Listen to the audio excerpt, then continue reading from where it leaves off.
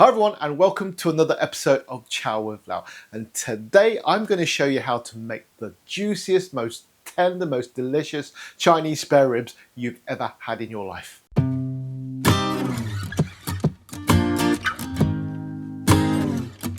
I'm not a professional chef, but I have lived and grown up around professional kitchens all my life, and barbecue spare ribs has been such a big part of that. This one is based on my mum's recipe, which I've seen her make countless times in our family restaurant and in our takeaway.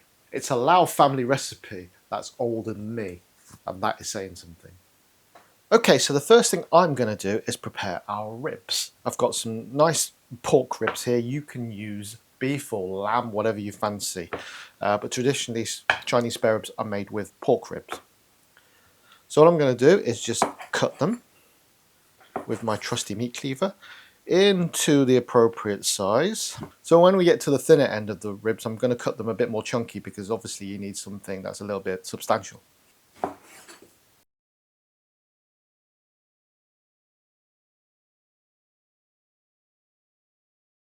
Now it's time to prepare our aromatics for the marinade. So I've got a nice chunk of ginger here, which I'm just going to cut into big slices. As it's a marinade, it doesn't have to be chopped fine. As usual, lots of garlic. I've got 6 cloves here, which I'm going to just peel, and then I'm just going to flatten and crush a little bit to release the flavours. I don't need to chop them up fine, not for the marinade. While I'm preparing these ingredients, this would be a great time to mention my new Patreon setup. You can now see extra footage, bloopers, extended videos which I don't put into my main videos because it makes them too long, and some more detailed explanations of what I do. There are also opportunities for direct contact with me in the form of one-to-one messaging or even video chats where I can guide you through recipes in real time, or chat about your favourite ingredients, or just shoot the breeze.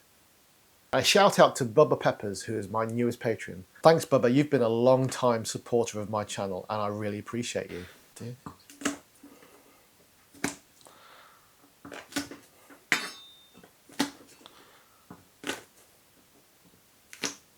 Right guys, so I've put my spare ribs into a pot and I'm going to add the rest of the ingredients at this stage. So I've got half a teaspoon of freshly ground black pepper, half a teaspoon of 5 spice powder, my ginger and garlic which I just prepared, 2 pieces of star anise, and star anise is such a wonderful ingredient. These days you can get it in big supermarkets, not a problem.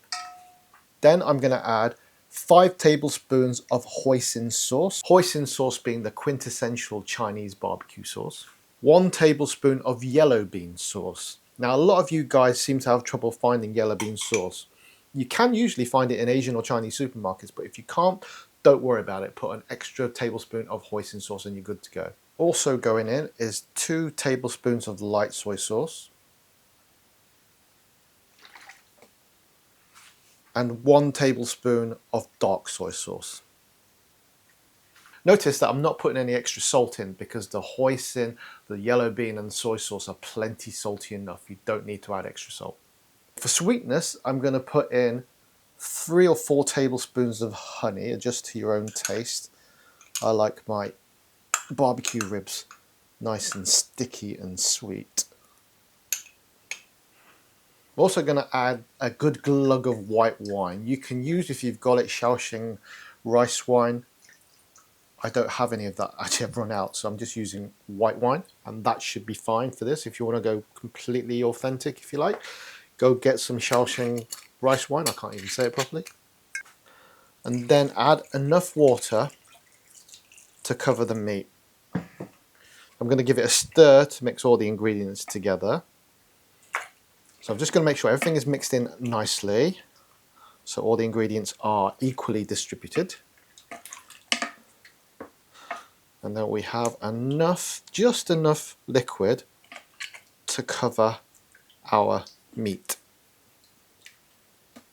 Like that. Looking good, guys. Smells awesome already. I would not advise eating right now. Right guys, you've got a couple of options here. What I'm going to do is, because I've recently found a slow cooking function on my rice cooker. I'm going to slow cook this for 3 hours, and that means the meat is going to be so tender. If you have a slow cooker, you can use one of those. Brilliant. Just do the same thing. Or if you haven't got either of those, what you can do, and it's just the same, is you put them in a big pot, make sure the liquid is covering the meat, and then just bring it up to a little rolling, just boiling, so it's just blipping away, and exactly the same thing. Let that blip away for a couple hours, 2 or 3 hours, and that is going to slowly cook your meat and ensure that it is absolutely juicy and tender when it comes to the final eating. You'll find that all those 3 techniques work. When I was watching my mum make these ribs, she used to make a great massive pot full of these ribs, obviously enough for an evening service, and they're just blipping away for hours. The smells in the kitchen were absolutely mouth-wateringly good. So what I'm saying is you don't need any specialist equipment, you just need the big pot.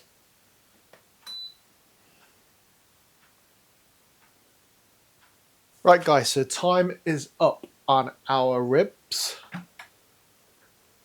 There we go, check out those bad boys. So I'm going to get them out, and I'm going to pop them on a baking tray, like so. Oh my gosh, you can see already how juicy and tender they are. But we're not done yet. This recipe takes a little longer, but it is worth it, and it's easy. It's nothing hard about any of this or technical, it's just really easy. Now I'm going to put the rice cooker into fast cook mode, because what I want to do here is reduce that liquor into a thick sauce which will actually become a glaze. You'll see why in a minute.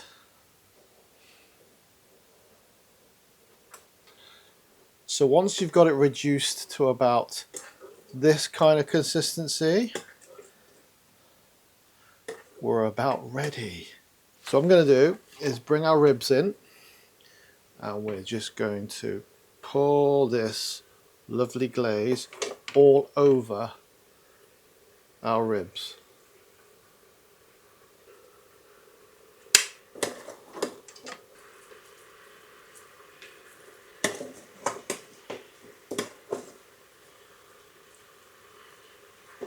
And now I'm going to put them in an oven at 180 degrees centigrade or gas mark 4 for about 10 minutes just to finish them off. Of course, if you were doing this in the summer, you could just stick them on the barbecue for a few minutes and you would have some amazing barbecue ribs. Check out these bad boys.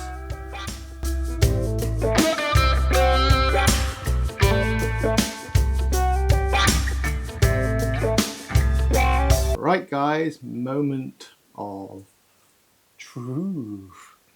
Right. Pick one. Do you want this one? Oh. Check this out. It's hot, it's hot, it's hot, so it's just freshly out of the oven. Right, so the oven process gives you that little bit of barbecue-y texture that you want. Again, if you're doing this in the summer, you can stick them straight into the barbecue. By the time they're finished cooking in the slow cooker or your pot or your rice cooker, they're already done. All you're doing is finishing off the texture. My mouth is watering. Okay, let's go. Mmm. Mm. It's melting the mouth, isn't it? Yeah. Look at that. It's so nice. Oh my gosh. You think Grandma would be proud? Yeah. Mm-hmm. Wow, so tender. Excuse my fingers. And the flavour. Wow, is that better than takeaways? Beautiful. The barbecuey flavour from the hoisin and the yellow bean is the main flavour. It's beautiful. A little bit of honey makes it sweet. Not too sweet. It's just got that hint of sweetness, hasn't it? Too busy eating, aren't you?